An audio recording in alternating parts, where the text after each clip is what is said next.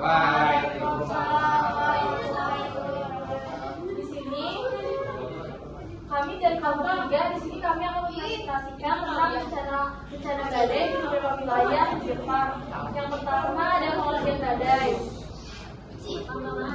Pengertian badai adalah cuaca yang ekstrim, mulai dari hujan es dan badai salju sampai badai pasir dan debu. Badai disebut juga siklon tropis oleh meteorolog, berasal dari samudra yang hangat. Badai bergerak di atas laut dengan angin dengan kecepatan sekitar 20 km per jam. Lalu di Jepang setiap tahunnya terjadi angin kencang yang datang dari wilayah selatan. Angin kencang tersebut terjadi dari musim panas sampai musim gugur. Semakin bergerak menuju ke arah utara, angin kencang akan semakin melemah. Jadi Hokkaido hampir tidak pernah mengalami badai. Sementara itu, antara bulan Juli sampai September, badai seringkali terjadi di Okinawa. Lalu ada penyebabnya. Penyebab badai adalah tingginya suhu permukaan laut, perubahan di dalam energi atmosfer mengakibatkan petir dan badai. Badai tropis ini berpusat dan bergerak dengan cepat yang melebihi yang sumbernya berada di daerah tropis. Terus selanjutnya contoh badai yang pernah terjadi di Jepang. Hujan lebat berpotensi tropis tawar di beberapa wilayah Jepang pada Sabtu hingga Juli 2003 menyebabkan dua orang hilang dan 2 orang dievakuasi. Tim selamat di Toyohashi, Belanda itu sudah mendapatkan peringatan evakuasi tingkat tertinggi. Telah menemukan manusia berusia sekitar 4 tahunan di sebuah mobil yang terendam. Dan ini kemudian masih telah meninggal. Operasional kereta cepat Shinkansen itu masih ditangguhkan pada rute antara Tokyo dan Nagoya. Namun lembaga penyiaran publik NHK mengatakan kereta akan kembali beroperasi sekitar setengah hari. Badai menyebabkan air sungai meluap, rusak sejumlah bangunan dan runtuhan lalu lintas. Di Maizuru, prefektur Kyoto di bagian utara Jepang, air bertumpah dari sungai mengalir ke sejumlah rumah. Di Nara, sebelah selatan Kyoto, perancah di sebuah bangunan ambruk. Sementara itu, runtuhnya sebagian tembok di stasiun kereta di Surunami menghentikan layanan kereta setempat.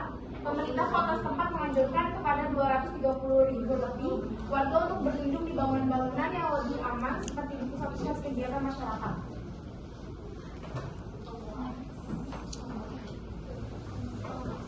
Di wilayah Barat, beberapa sungai di wilayah itu meluap dan para pejabat mengatakan telah melanjutkan pencarian orang melihat dan seorang wanita yang hilang di wilayah tersebut. Perusahaan listrik Tokyo mengatakan sekitar 4.000 rumah di wilayah yang dekat dengan Tokyo mengalami pemadaman listrik. Mitigasi yang pertama adalah antisipasi di dalam ruangan. Untuk kesiapan menghadapi bencana di dalam ruangan yaitu dengan menutup semua bangunan dan pintu.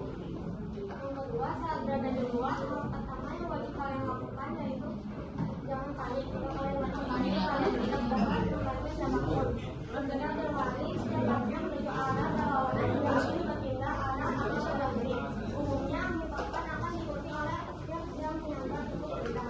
Oleh sebab itu, hindarilah area pepohonan yang listrik dan tanpa memiliki orang yang berpotensi jatuh menimpa. Yang ketiga, saat berada dalam kendaraan, perhatikan sekeliling untuk memastikan tidak ada orang yang terluka saat Anda perlu menghentikan mobil secara tiba-tiba. Hanya ambil barang berharga yang memungkinkan untuk dibawa, lalu segera tinggalkan kendaraan untuk berlari mencari tempat. Ini sumber-sumbernya yang tadi kita pakai. Ya. Ada yang nanya nggak?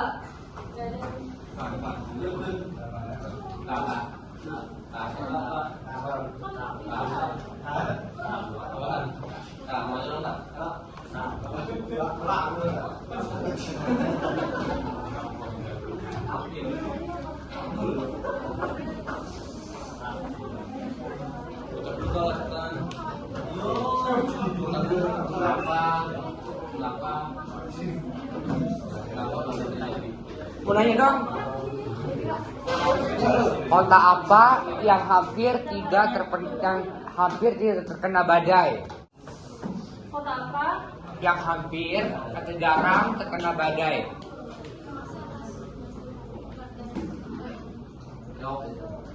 ada nanya lagi nggak?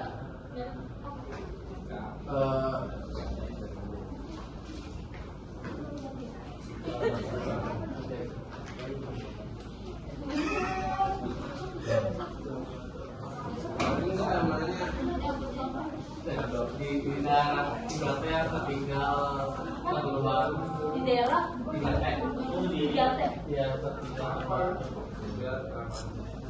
pemerintah ada itu upaya penanggulangan upaya penanggulangan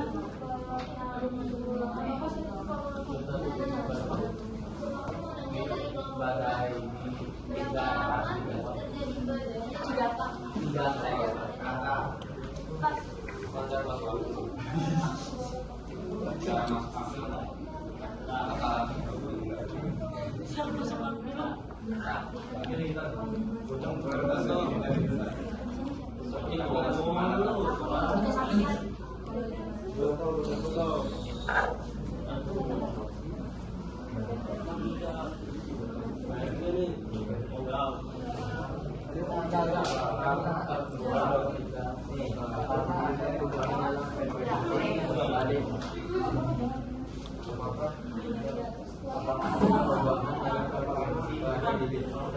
yang terkait dengan perubahan iklim.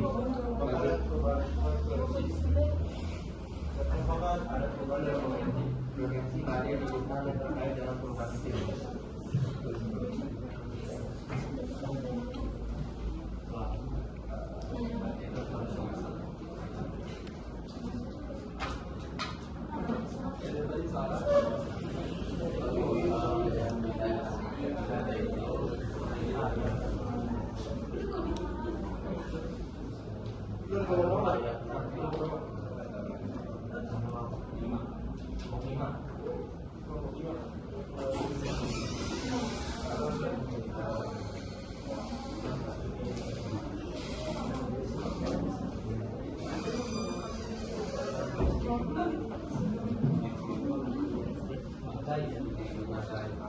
Aku mau jawab pertanyaan tadi nanyanya berapa lama badai terjadi di Jepang. Badai pernah terjadi di Jepang sekitar bulan Juli sampai Oktober.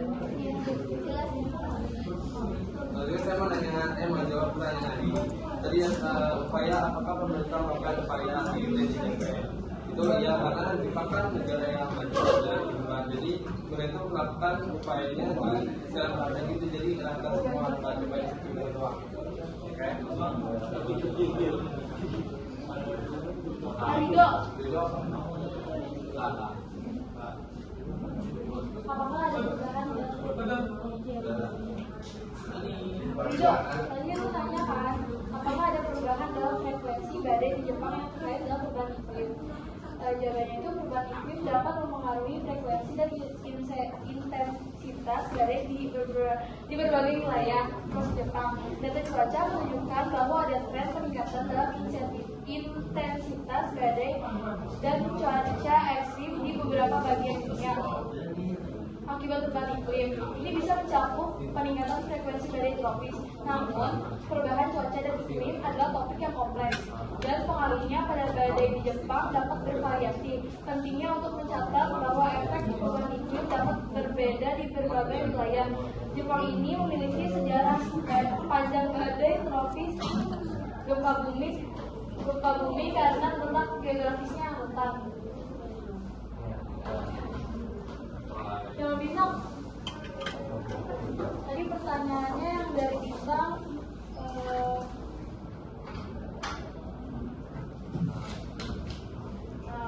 Kota apa yang hampir tidak pernah terkena badai? Tadi ada di PPT, jawabannya itu adalah Hokkaido.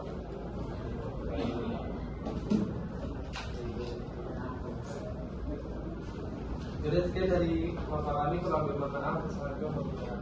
Waalaikumsalam warahmatullahi wabarakatuh.